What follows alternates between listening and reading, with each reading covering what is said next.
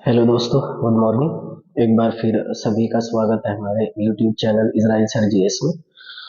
और जैसा कि हम लोग कंटिन्यू वे में गांधी जी के टॉपिकों पर रिलेटेड बात कर रहे हैं और आज अंतिम और लास्ट टॉपिक है गांधी जी। इसके अलग कुछ नहीं आते और मैंने आपसे पहले भी कहा था कि कोई भी एग्जाम ऐसा नहीं है जिसमें गांधी जी से रिलेटेड कोई क्वेश्चन आपकी मालूम ना किया गया। हर एक एग्जाम में भारतीय राष्ट्रीय कांग्रेस, हर एक एग्जाम में महात्मा गांधी जी से रिलेटेड क्वेश्चन जरूर अनिवार्य रूप से कंपलसरी वे में आपसे मालूम किया जाता है, पुट किया जाता है। और इसी लिहाज से हम लोगों ने बड़ी अच्छी तरीके से एक एक टॉपिक करके मैनेज किया। एक एक टॉपिक करके हमने एक एक क्लास में उससे रिलेटेड हमने बातें करी है। आज लास्ट टॉपिक है। मैं आप सभी से गुजारिश करता हूं कि हमारे इस चैनल को ज्यादातर लोगों तक आपकी पहुंचाएं और लाइक और सब्सक्राइब करने की कोशिश करें। तो आज की क्लास में हम गांधी जी से रिलेटेड आपकी लास्ट वाला टॉपिक हम डिस्कस करने वाले हैं और इस वाले टॉपिक का नाम होगा भारत छोड़ो आंदोलन। क्योंकि इसके अतिरिक्त गांधी जी ने जितने भी मूवमेंट भारत में चलाए उन सब आपकी मूवमेंटों पर हम लोग बात कर चुके हैं। इंग्लिश में इसको बोला जाता है लेफ्ट इंडिया मूवमेंट। इंग्लिश में इसको जो कहा जाएगा वो कहा जाता है लेफ्ट इंडिया मूवमेंट, भारत छोड़ो आंदोलन, या क्विट इंडिया मूवमेंट भी कह देते हैं। इस लोग आपके हमारी कुछ लोग इसे आपकी क्विट इंडिया मूवमेंट भी कह देते हैं। क्विट इंडिया मूवमेंट आपकी इन सब नामों से इसको जाना जाता है। तो इसके बारे में आज हम डिस्कस करेंगे, बातें करेंगे। लेकिन उससे पहले जितनी भी क्लासेस हमने आपके इस चैनल पर अपलोड की हैं, जितनी भी क्लासेस हम लोगों ने इस चैनल पर आपकी बातें करेंगे, कृपया करके सभी लोग आपकी उन क्लासेस को अच्छे तरीके से मेमोराइज कर लें। मैं इस बात का अनिवार्य रूप से वादा करता हूं कि अगर आपने वो सारी क्लासेस कंप्लीट कर ली हैं तो उन क्लासेस से आपको बहुत कुछ सीखने को मिलेगा और शायद इतना सीखने को मिल जाए कि आपकी नौकरी वहां से लग जाए। जीएस के पोर्शन में से उससे अलग कुछ भी नहीं आता है। तो कृपया करके सभी क्लासेस को ध्यान से आप लिखें, राइट डाउन करें और देख लिया करें। आप लोगों को देखने का मतलब ये होता है कि आप इनको मेमोराइज कर लें और याद कर लिया करें। चलो आइए इस वाले आपकी हमारी टॉपिक पर हम लोग आपकी डिस्कस करते हैं, बातें करते हैं आपकी। और इस वाले टॉपिक पर हम लोग आपकी डिस्कस और बातें करने से पहले एक अच्छे मुद्दे पर हम लोग आपकी डिस्कस करेंगे। और डिस्कस करने से पहले हम लोग आपके हमारी ये बातें करेंगे कि वास्तविकता में इंडिया लेफ्ट मूवमेंट या भारत छोड़ो आंदोलन को शुरू करने की आपकी जो रीति या परंपरा है वो क्यों शुरू की गई थी। देखिए ऐसे हुआ 6 जुलाई, बड़े ध्यान से सुनना मुझे, 6 जुलाई 1942 ईस्वी को एक भारतीय राष्ट्रीय कांग्रेस, भारतीय राष्ट्रीय कांग्रेस, भारतीय राष्ट्रीय कांग्रेस की कार्यकारी समिति, कार्यकारी समिति, भारतीय राष्ट्रीय कांग्रेस की कार्यकारी समिति, इसकी एक बैठक हुई और ये बैठक आयोजित की गई थी आपकी वर्धा में। वर्धा एक स्थान है, यहाँ पर भारतीय राष्ट्रीय कांग्रेस की एक बैठक का आयोजन किया गया और इस बैठक का आयोजन किया गया था आपकी वर्धा में। देखो कार्यकारी समिति आपकी उस समिति को कहा जाता है जो केवल कामकाज देखती थी मूवमेंट चलाने के लिए, भारत की स्वतंत्रता के लिए, भारत की आजादी के लिए। उस वाली समिति को क्या बोला जाता है, कार्यकारी समिति कहा जाता है। तो इस कार्यकारी समिति की एक बैठक वर्धा में हुई और इसी वाली बैठक में जो महात्मा गांधी जी हैं, महात्मा गांधी जी ने भारत छोड़ो मूवमेंट, मैं इसको क्विट इंडिया मूवमेंट लिख दिया करूंगा, आपको कोई दिक्कत तो नहीं होगी, है ना। शॉर्ट फॉर्म में इसको लिख दिया करेंगे क्विट इंडिया मूवमेंट। इस भारत छोड़ो आंदोलन के प्रस्ताव को यहाँ पर रखा गया, यहाँ पर इस प्रस्ताव पर चर्चा की गई है। तो सबसे पहले भारत छोड़ो आंदोलन के बारे में जो चर्चा है वो भारतीय राष्ट्रीय कांग्रेस की कार्यकारी समिति की किस बैठक में इस पर चर्चा की गई थी आपकी, तो आंसर आएगा आपकी वर्धा में जो बैठक हुई। और इस वर्धा में बैठक की जो अध्यक्षता है वो की गई थी आपकी मौलाना अबुल कलाम आजाद, मौलाना अबुल कलाम आजाद, मौलाना अबुल कलाम आजाद, इन्होंने इस बैठक की अध्यक्षता की थी आपकी। इनका नाम जरूर ध्यान रखना, ठीक है। उसके बाद 14 जुलाई 1942 1942 ईस्वी में वर्धा में ही, वर्धा है ना, इस वर्धा स्थान पर ही इस वाले क्विट इंडिया मूवमेंट पर जो चर्चा की गई थी, भारत छोड़ो आंदोलन पर जो चर्चा की गई थी, इस प्रस्ताव को मान्यता दे दी, इस प्रस्ताव को पारित कर दिया गया। और जिस समय इस प्रस्ताव को पारित किया गया था, उस समय भी इस बैठक की जो अध्यक्षता है वो किसके द्वारा की गई थी? आपकी मौलाना अबुल कलाम आजाद के द्वारा इस बैठक की अध्यक्षता की गई थी। अब देखो, मेन रीजन ये है कि भारत छोड़ो आंदोलन को हमने क्यों शुरू किया, उसका उद्देश्य क्या था। तो सबसे पहली बात तो आप ये याद रखें कि भारत में भारत छोड़ो आंदोलन को स्टार्ट करने के लिए सबसे पहली आपकी उस पर चर्चा करने के लिए बैठक का आयोजन कांग्रेस की कार्यकारी समिति का किस स्थान पर हुआ? वर्धा में। जब वर्धा में कांग्रेस की कार्यकारी समिति की एक बैठक हुई, तो इस वर्धा में आपकी अध्यक्षता जो है इस बैठक की मौलाना अबुल कलाम आजाद के द्वारा की गई। चर्चा 6 जुलाई को हुई, 14 जुलाई को इस प्रस्ताव को पारित कर दिया गया था। और उस समय जिस समय इसको पारित किया गया, इस बैठक की अध्यक्षता भी भारत के उस समय भारतीय राष्ट्रीय कांग्रेस के अध्यक्ष रहे मौलाना अबुल कलाम आजाद ने ही की थी। अब देखो, यहाँ पर हम लोग आपकी एक बात पहले आपकी मैं बता देता हूँ, उसके बाद हम लोग आगे चलेंगे। वास्तविकता में अगर हम बात करेंगे भारत छोड़ो आंदोलन की या क्विट इंडिया मूवमेंट पर अगर हम लोग बात करें भारत छोड़ो आंदोलन पर, तो देखो एक बात लिख लेना, भारतीय राष्ट्रीय कांग्रेस है ना, जो इंडियन नेशनल कांग्रेस जिसे आजकल कांग्रेस के नाम से जाना जाता है, भारतीय राष्ट्रीय कांग्रेस के ये जो मौलाना अबुल कलाम आजाद है, पहले इस वाली बात को लिखो, मौलाना अबुल कलाम आजाद, मौलाना अबुल कलाम आजाद, है ना। ये वास्तविकता में सऊदी अरब के रहने वाले थे भाई। ये भारत में भारत की नागरिकता इन्होंने बाद में ले ली थी। इनका जन्म ही तो हुआ है हमारे भारत में 11 नवंबर को, और इसीलिए 11 नवंबर को भारत में राष्ट्रीय शिक्षा दिवस मनाती है, नेशनल एजुकेशन डे के रूप में मनाया जाता है राष्ट्रीय शिक्षा दिवस। आप लिख सकते हैं जो मैंने बोला, रिपीट करके देख लेंगे वीडियो, आपको पता चल जाएगा। मौलाना अबुल कलाम आजाद भारतीय राष्ट्रीय कांग्रेस के जो अध्यक्ष बने, ये बने थे आपके 1940 ईस्वी में, और ये बने थे रामगढ़ अधिवेशन। रामगढ़ अधिवेशन में इनको अध्यक्ष बनाया गया था, एक स्थान पड़ता है रामगढ़, उस अधिवेशन में अध्यक्ष बने ये। अगर हम बात करें 1941 से और 45 के बीच में, 1941 से 45 के बीच में 5 वर्ष इंडियन नेशनल कांग्रेस का कोई भी वार्षिक अधिवेशन नहीं हुआ, कोई भी वार्षिक अधिवेशन नहीं हुआ। अब वार्षिक अधिवेशन कोई भी नहीं हुआ 1941 से 45 तक 5 वर्ष, तो उसके तहत कह सकते हैं कि 1940 से बनकर मौलाना अबुल कलाम आजाद और 1945 तक लगातार, ध्यान से सुनना मुझे और लिखना, लगातार 6 वर्ष तक इंडियन नेशनल कांग्रेस के अध्यक्ष पद पर रहे थे, अध्यक्ष पद पर रहे थे।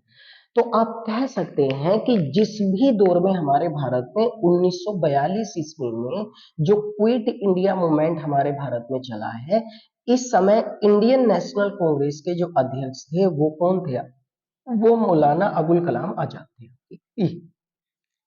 तो भारत में वैसे भी भारतीय राष्ट्रीय कांग्रेस के सबसे लंबे समय तक अध्यक्ष बनने का रिकॉर्ड स्वतंत्रता से पहले आपकी वो किसके नाम रहा है? वो मौलाना अबुल कलाम आजाद साहब के नाम रहा है 6 वर्षों तक। ये ध्यान रखना आपकी, मौलाना अबुल कलाम आजाद, 11 नवंबर को जन्म अभी मैं कह रहा था, और इसलिए इनके जन्म दिवस को भारत में राष्ट्रीय शिक्षा दिवस, नेशनल एजुकेशन डे के रूप में सेलिब्रेट किया जाता है। मूल रूप से सऊदी अरब के रियाद में इनका जन्म हुआ। भारत में इन्होंने नागरिकता ले ली, भारत के स्वतंत्रता आंदोलन में भाग लिया, और सबसे अल्प उम्र में, सबसे कम उम्र में, सबसे लंबे समय तक भारत में भारतीय राष्ट्रीय कांग्रेस के अध्यक्ष पद पर रहने का रिकॉर्ड आपके किसके नाम है? मौलाना अबुल कलाम आजाद के नाम है। तो जो वर्धा में बैठक हुई, फिर सीधा सीधा आपकी हमारी एक रीजन है कि उसी रीजन से आपके अध्यक्ष होने के नाते इन्होंने उस बैठकों की अध्यक्षता की थी। अब हम देखो उन सारे रीजनों पर हम बातें करेंगे आपकी, जिस रीजन से भारतीय राष्ट्रीय कांग्रेस के महात्मा गांधी जी के नेतृत्व में जो इंडिया लेफ्ट मूवमेंट या क्विट इंडिया मूवमेंट है आपके, उसको शुरू किया। देखो एक हल्की सी बात मैं आपको बता देता हूँ, आप चाहें तो इस पर हम आपकी क्लासेस भी कर लेंगे, लेकिन आप उन चीजों को पढ़ना। हमारे भारत में अगर हम देखें तो 1942 ईस्वी में एक प्रस्ताव लाया गया था, और इस प्रस्ताव का नाम था आपकी क्रिप्स मिशन। क्रिप्स मिशन एक प्रस्ताव हमारे भारत में लाया गया था 1942 ईस्वी में। इस क्रिप्स मिशन पर वास्तविकता में, इस क्रिप्स मिशन पर वास्तविकता में जो इंडियन नेशनल कांग्रेस थी, एक तो ये, और जो भारत के आपके हमारी राज करने वाली संस्था थी, यानी कि जो ब्रिटिश गवर्नमेंट थी, ब्रिटिश सरकार थी, ये इस ब्रिटिश सरकार के बीच में और भारतीय राष्ट्रीय कांग्रेस के बीच में इसको लेकर कोई भी आम सहमति नहीं बनी, आम सहमति नहीं बनी। और उसके बाद ये जो क्रिप्स मिशन था, इस क्रिप्स मिशन को भारत से वापस कर दिया गया, भारत से वापस भेज दिया गया, भारत से वापस कर दिया गया। और जब भारत से वापस क्रिप्स मिशन को कर दिया गया तो फिर कोई भी आपकी रीजन नहीं बचा कि हमारी आजादी की कोई भी एक आस हो, एक किरण हो, एक हमें नजर आता हो कि हम लोग आपकी आजाद हो जाएंगे, फ्री हो जाएंगे, इंडिपेंडेंट हो जाएंगे आपकी। तो इस रीजन से आप कह सकते हैं कि वास्तविकता में भारत छोड़ो आंदोलन, भारत छोड़ो आंदोलन किसके प्रत्यक्ष वे में या किसके प्रत्यक्ष शुरू किया गया था? देखो ये बहुत जरूरी क्वेश्चन है, किसके प्रत्यक्ष शुरू किया गया था? तो आंसर आएगा क्रिप्स मिशन के फेल हो जाने के बाद। ये बात क्रिप्स मिशन के तहत, ये बात अगर क्रिप्स मिशन की मान्यता हो जाती तो शायद भारत में भारत छोड़ो आंदोलन स्टार्ट नहीं होता। तो क्रिप्स मिशन पे आम सहमति भारतीय राष्ट्रीय कांग्रेस और अंग्रेज सरकार के बीच में, ब्रिटिश सरकार के बीच में नहीं बनने के कारण भारत में भारत छोड़ो आंदोलन को एक तरीके से जन्म मिला, और जिसके लिए वर्धा में एक प्रस्ताव महात्मा गांधी जी के नेतृत्व में पारित किया गया और उसकी अध्यक्षता मौलाना अबुल कलाम आजाद ने की थी। तो क्रिप्स मिशन को किसी दिन हम अलग से स्पेशल क्लासेस हम की ले लेंगे और मैं आपको उसके बारे में डिस्कस आपके कर लेंगे और पूरी डिटेल से मैं उसके बारे में आप लोगों को बता दूंगा कि तो इतना आप जरूर ध्यान रखें। अब जब वर्धा में हमारे भारत में क्रिप्स मिशन को लेकर प्रस्ताव पारित हो चुका है तो उसके बाद एक वार्षिक आम बैठक, देखो ध्यान से सुनना, 7 अगस्त 1942 ईस्वी को इंडियन नेशनल कांग्रेस की एक वार्षिक आम बैठक थी, अधिवेशन नहीं है, वार्षिक आम बैठक थी। और ये वार्षिक आम बैठक का जो आयोजन है, इस वार्षिक आम बैठक का आयोजन जो किया गया था वो किया गया था आपके ग्वालियर टैंक में। ग्वालियर टैंक एक जगह है और ये आपकी उस जमाने में बंबई में पड़ती थी, क्योंकि उस जमाने में मुंबई का नाम बंबई हुआ करता था। इस बैठक की जो अध्यक्षता है वो अध्यक्षता भी आपकी मौलाना अबुल कलाम आजाद के द्वारा नेचुरली की जाएगी, क्योंकि वो भारतीय राष्ट्रीय कांग्रेस के अध्यक्ष थे। तो मौलाना अबुल कलाम आजाद ने इस बैठक की अध्यक्षता की। इस वाली बैठक में ग्वालियर टैंक में आपकी हमारी सबसे पहले जो क्विट इंडिया मूवमेंट था, भारत छोड़ो आंदोलन था, इसके लिए जो प्रस्ताव प्रस्तुत किया गया, प्रस्ताव जो आपकी रखा गया था, प्रस्तुत किया गया, रखा गया, वो रखा गया था आपकी पंडित जवाहरलाल नेहरू द्वारा। पंडित जवाहरलाल नेहरू द्वारा इस प्रस्ताव को रखा गया। इस भारत छोड़ो आंदोलन के प्रस्ताव का जो समर्थन है वो समर्थन किया गया था सरदार वल्लभ भाई पटेल के द्वारा। सरदार वल्लभ भाई पटेल, इन्होंने इसका समर्थन करा। और समर्थन जब किया गया, प्रस्तुत किया गया, अध्यक्षता आपकी मौलाना अबुल कलाम आजाद ने करी। इसी के बाद हल्का सा इसमें संशोधन किया गया, यानी कि संशोधन वो किया गया जो वर्धा में इस प्रस्ताव को पारित किया गया था, उसमें हल्का सा संशोधन करने के बाद 8 अगस्त 1942 ईस्वी को इस भारत छोड़ो आंदोलन के प्रस्ताव को मान्यता दे दी गई। अब मान्यता मिलने के बाद हमारे भारत में क्विट इंडिया मूवमेंट जो है वो शुरू कर दिया गया, और शुरू हो गया था आपकी 9 अगस्त 1942 ईस्वी को शुरू हुआ। और कहां से आपकी शुरू हुआ था? वो मुंबई से, यानी कि बंबई से वो शुरू। ये है इसका पूरा ब्यौरा। यानी 7 अगस्त को एक बैठक होती है, वार्षिक आम बैठक कांग्रेस की, इसमें चर्चा की गई, जो वर्धा में एक प्रस्ताव पारित किया गया था भारत छोड़ो आंदोलन को लेकर, और इसी प्रस्ताव को आपकी पारित कर दिया गया। हल्का फुल्का से इसमें कुछ परिवर्तन किए गए, कुछ संशोधन किए गए। संशोधन करने के बाद इस प्रस्ताव को मान्यता दे दी गई, और मान्यता दे देने के बाद आपकी 8 अगस्त को मान्यता दी गई। और हमारे भारत में आपकी क्विट इंडिया मूवमेंट जो है या भारत, तो 9 अगस्त 1942 ईस्वी को आपकी मान्यता दे दी गई। और इसी 9 अगस्त 1942 को मान्यता दे देने के बाद हमारे भारत में वास्तविकता में आपकी इस प्रस्ताव को आपकी पारित कर दिया गया। और ये प्रस्ताव जो पारित हुआ था वो पारित किया गया था आपकी 1942 ईस्वी में, इस प्रस्ताव को आपकी पारित कर दिया गया था। अब जब ये प्रस्ताव आपकी बंबई से पारित किया गया, तो इसी प्रस्ताव को आपके पारित हो जाने के बाद बंबई से 9 अगस्त 1942 ईस्वी को इस प्रस्ताव को मान्यता दे दी। तो इन्होंने इस प्रस्ताव को रखा, पंडित जवाहरलाल नेहरू जी ने, सरदार वल्लभ भाई पटेल जी ने आपकी इसका समर्थन करा। सरदार वल्लभ भाई पटेल जी ने जब इसका आपकी समर्थन करा, तो इसी समर्थन के बाद आपकी हल्के फुल्के संशोधन के बाद भारत में आपकी भारत छोड़ो आंदोलन को वास्तविकता में कब शुरू किया गया? 9 अगस्त 1942 को बंबई से इस प्रस्ताव को शुरू कर दिया। अब जब 9 अगस्त 1942 ईस्वी को इस प्रस्ताव को हमारे भारत में आपके शुरू किया गया था, भारत छोड़ो आंदोलन को, तो ये इसका ब्यौरा है।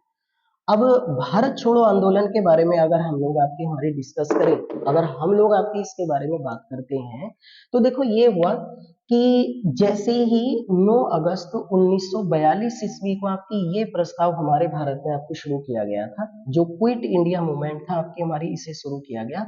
उसके बाद अंग्रेजों ने एक ऑपरेशन चलाया और अंग्रेजों के द्वारा आपकी एक ऑपरेशन चलाया गया था और इस ऑपरेशन का नाम रखा गया था ऑपरेशन जीरो। इस ऑपरेशन जीरो के तहत आपकी सारे के सारे जो कांग्रेस के आपकी शीर्ष नेता थे ना, कांग्रेस के जितने भी शीर्ष नेता थे, इन शीर्ष नेताओं को आपकी गिरफ्तार कर लिया गया। और गिरफ्तार करने के बाद जितने भी आपके शीर्ष नेता थे, चोटी के नेता थे, सबको अरेस्ट कर लिया गया, सबको गिरफ्तार कर लिया गया। और गिरफ्तार करने के बाद जो महात्मा गांधी जी हैं, महात्मा गांधी जी और इनके साथ आपकी सरोजिनी नायडू, इन दोनों को गिरफ्तार करने के बाद आपकी पूना के आगा खां पैलेस में रखा गया। पूना में एक स्थान है आगा खां पैलेस, उस आगा खां पैलेस में इन दोनों को आपकी अरेस्ट करके रखा गया। तो पूना के आगा खां पैलेस में आपकी इन दोनों को अरेस्ट करके रखा गया, जो इस समय महाराष्ट्र में है, ये वाली है ना, ये जगह महाराष्ट्र में। ऐसी अगर हम देखें तो बाकी आपके डॉक्टर राजेंद्र प्रसाद जो हैं, इन्हें गिरफ्तार करने के बाद, डॉक्टर राजेंद्र प्रसाद जो है, इन्हें गिरफ्तार करने के बाद आपकी बांकीपुर में रखा गया। बांकीपुर जो पड़ता है वो इस समय आपकी बिहार में है, कि इन्हें पटना से गिरफ्तार किया गया और पटना से गिरफ्तार करने के बाद इन्हें बांकीपुर बिहार में इनको अरेस्ट करके रखा गया। ऐसे ही अगर हम बात करें तो बाकी के जैसे पंडित जवाहरलाल नेहरू जी हैं, जैसे सरदार वल्लभ भाई पटेल जी हैं, जैसे इसके अतिरिक्त आपकी मौलाना अबुल कलाम आजाद जी हैं, तो इन को गिरफ्तार करने के बाद अहमदनगर आपकी जेल में इनको रखा गया, जो महाराष्ट्र में पड़ती है आपकी वाली। तो जितने भी कांग्रेस के शीर्ष नेता थे सबको अरेस्ट कर लिया गया। अरेस्ट करने के बाद इन सब लोगों को आपकी गिरफ्तार किया गया और गिरफ्तार करने के बाद आपकी इन्हें कहां पर आपकी अरेस्ट करके रखा गया? गांधी जी और सरोजिनी नायडू जी को पुणे के आगा खां पैलेस में रखा गया था। इसके अतिरिक्त बात करें, डॉक्टर राजेंद्र प्रसाद उस दौर में बंबई में नहीं थे, इनको वहां से अरेस्ट करने के बाद आपकी कहाँ रखा गया था?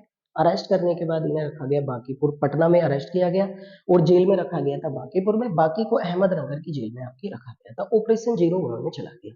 अब सारे लोग जब गिरफ्तार हो गए थे, तो इसका मतलब ये कह सकते हैं कि वास्तविकता में हमारे भारत में अगर हम बात करें, तो जो इंडिया लेफ्ट मूवमेंट है, यानी कि भारत छोड़ो आंदोलन है, या ऐसे कह सकते हैं कि क्विट इंडिया जो मूवमेंट है, ये जो भारत छोड़ो आंदोलन है, इस भारत छोड़ो आंदोलन में ये स्वतंत्र स्वायत्ता वाला आंदोलन था। कि स्वतंत्र स्वायत्ता वाला आंदोलन इसको कह सकते हैं, क्योंकि सारे के सारे नेता तो इसमें अरेस्ट ही हो गए थे, सब लोग आपके गिरफ्तार हो गए, कोई भी आपकी देखभाल करने वाला है, कोई भी शीर्ष लीडर नहीं था, तो सभी लोगों ने इसका आपकी हमारी अपने अपने स्तर से आपकी पूरे भारत में इसको अंजाम दिया था।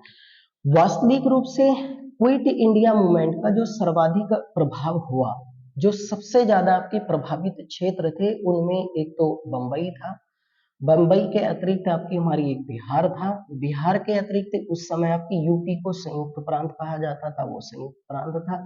इसके अतिरिक्त आपकी बंगाल था और बंगाल के अतिरिक्त आपकी मद्रास था। ये क्षेत्र उसमें कुछ सबसे ज्यादा आपके प्रभावित हुए। इन क्षेत्रों में अगर हम बात करें तो जो संयुक्त प्रांत है, ये जरूर लिखें आपकी, संयुक्त प्रांत जिसको आज आपकी उत्तर प्रदेश कहा जाता है, इस संयुक्त प्रांत में अगर हम बात करें तो एक समांतर सरकार का गठन किया गया और ये समांतर सरकार का जो गठन किया गया था वो उत्तर प्रदेश के बलिया में जो है वो समांतर सरकार का गठन किया गया था। यानी अपने स्तर से सरकार हमने बनाई और वो सरकार हमने कहां पर गठित की थी? आपकी बलिया में। बलिया कहां पर पड़ता है? उत्तर प्रदेश में। उस समय संयुक्त प्रांत था। तो एक तो समांतर सरकार का गठन हुआ बलिया में और इसके अतिरिक्त समांतर सरकार का गठन किया गया था आपकी सतारा में। सतारा पड़ता है आपकी महाराष्ट्र में। तो सतारा महाराष्ट्र में और बलिया में उत्तर प्रदेश में, इन दो जगह आपकी भाई समांतर सरकार का गठन किया गया। जब हमारे भारत में आपकी भारत छोड़ो आंदोलन आपकी शुरू हुआ था, क्विट इंडिया मूवमेंट आपके हमारे भारत में शुरू हुआ था, तो इस क्विट इंडिया मूवमेंट को जिस दिन आपके शुरू किया गया था, यानी कि 9 अगस्त 1942 ईस्वी को जिस दिन इस आंदोलन को आपके शुरू किया गया था, उसी दिन अगर हम बात करें तो महात्मा गांधी जी ने, है ना, महात्मा गांधी जी ने अरेस्ट होने से पहले महात्मा गांधी जी ने एक नारा दिया था, और ये वाला नारा था आपकी करो या मरो, ये डू एंड डाई।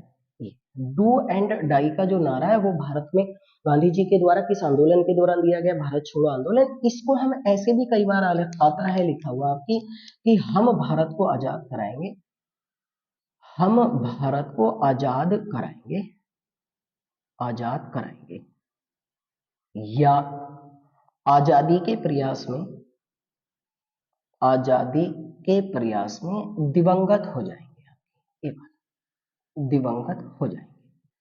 तो एक ही बात है, देखो, या तो हम भारत को आजाद कराएंगे, नहीं आजादी से कम हमें कुछ भी मंजूर नहीं है, या आजादी के प्रयास में हम लोग आपकी क्या हो जाएंगे, दिवंगत हो जाएंगे। एक ही है इसका मतलब, और इसी को आपकी डू एंड डाई या करो या मरो का नारा कहा जाता है। इसके बाद गांधी जी को अरेस्ट कर लिया गया, सभी लोगों ने अपने अपने स्तर से आपकी, अगर हम बात करें आपकी, तो क्विट इंडिया मूवमेंट जो था इसका समर्थन किन राजनीतिक दलों के द्वारा नहीं किया गया था, तो देखो उसमें एक तो नाम आता है हिंदू महासभा का, हिंदू महासभा, एक इसमें नाम आता है communist party of India, communist party of India, communist party of India, और एक इसमें जो नाम आता है वो आता है आपके हमारे भाई communist party of Punjab, communist party of Punjab, एक इसमें नाम आता है आपकी मुस्लिम लीग, ठीक है, और एक इसमें नाम आता है मुस्लिम लीग के अतिरिक्त एक नाम आता है आपकी राष्ट्रीय स्वयं सेवक संघ, आरएसएस, जिसको आज भी हम लोग जानते हैं राष्ट्रीय स्वयं सेवक संघ। इसने, ये जो मैंने राजनीतिक पार्टियों के नाम लिखे हैं, इन्होंने कभी भी भारत छोड़ो आंदोलन का समर्थन किया नहीं किया गया, ना मुस्लिम लीग ने समर्थन करा, ना आरएसएस ने समर्थन करा, ना कम्युनिस्ट पार्टी ऑफ इंडिया ने समर्थन करा, और ना हिंदू महासभा के द्वारा समर्थन किया गया था आपकी।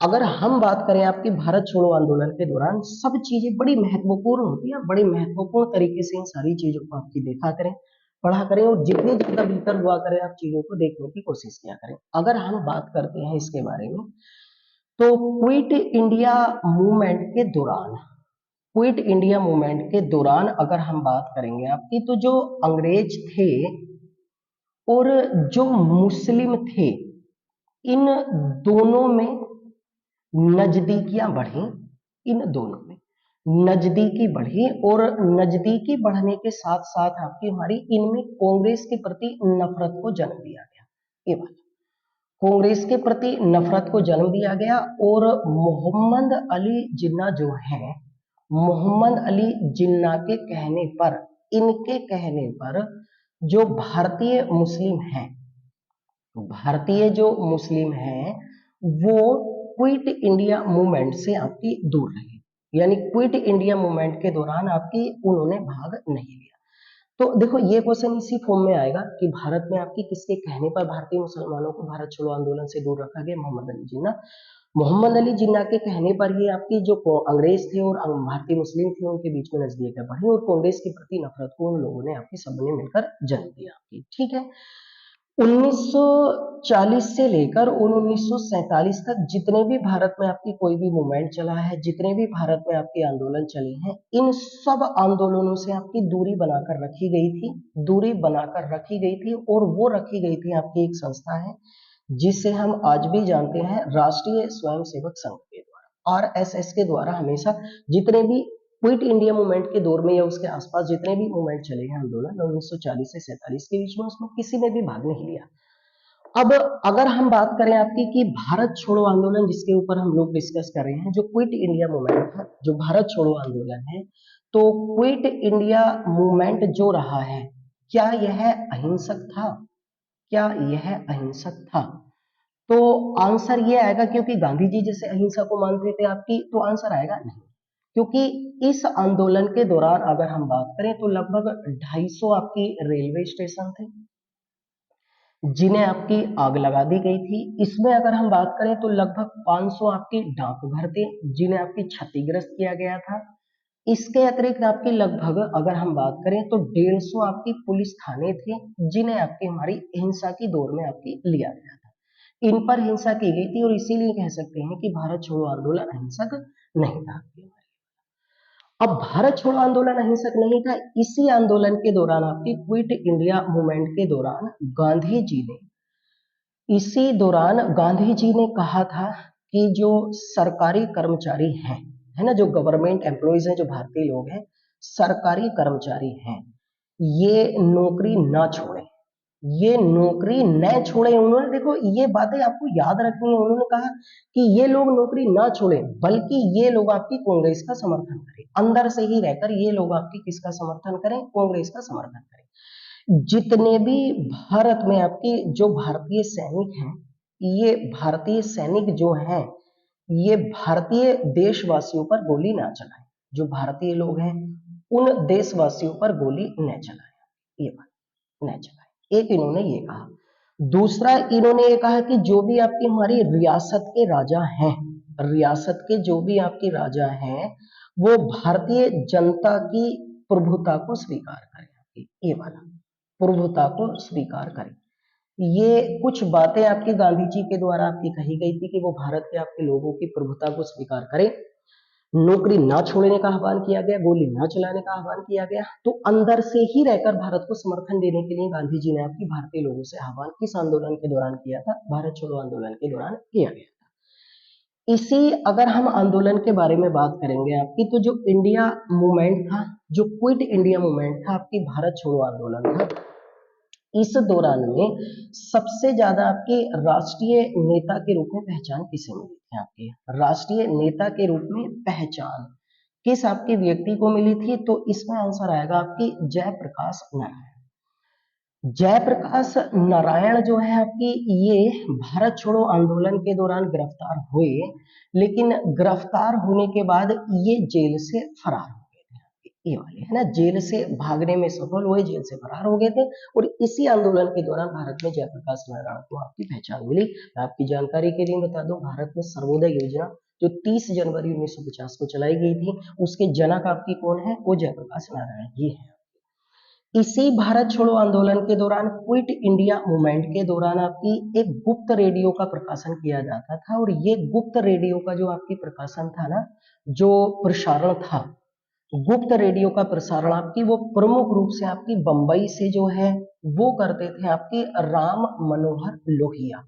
राम मनोहर लोहिया गुप्त रेडियो का प्रशासन आपकी हमारी प्रसारण करते थे। इन्हीं के साथ आपकी एक महिला हुआ करती थी, उषा मेहता। इन्हीं के साथ एक और महिला हुआ करती थी आपकी अरुणा आसफ अली, अरुणा आसफ अली। और इन्हीं के साथ एक व्यक्ति हुआ करते थे जो ऊपर लिखा हुआ आपकी जयप्रकाश नारायण।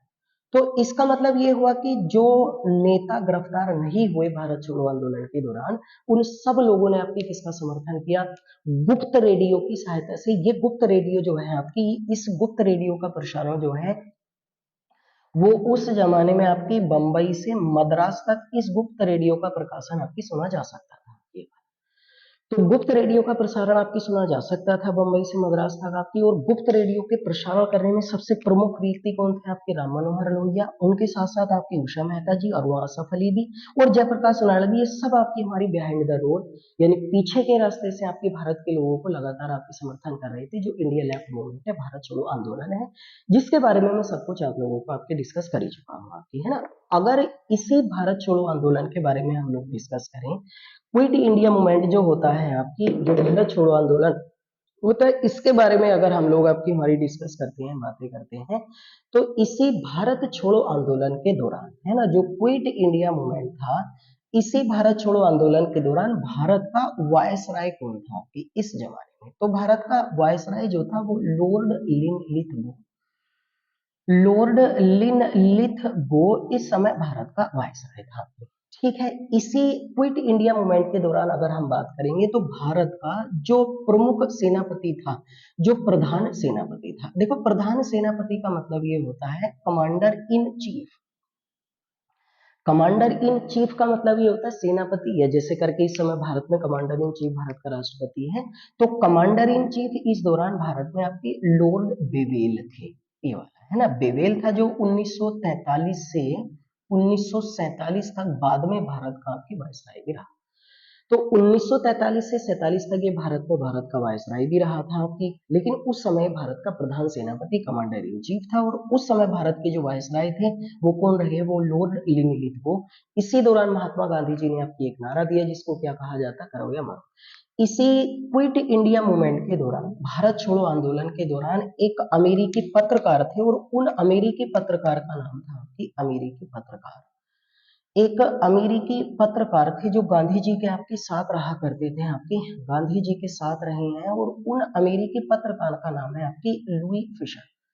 ये लुई फिशर आपकी, ये गांधी जी के जीवनीकार भी हैं आपकी, जीवनीकार, गांधी जी की जीवनी है ना, my experiment with my truth, my experiment with my truth, इस आत्मकथा को लिखने में गांधी जी का साथ किस व्यक्ति के द्वारा दिया गया था, लुई फिशर।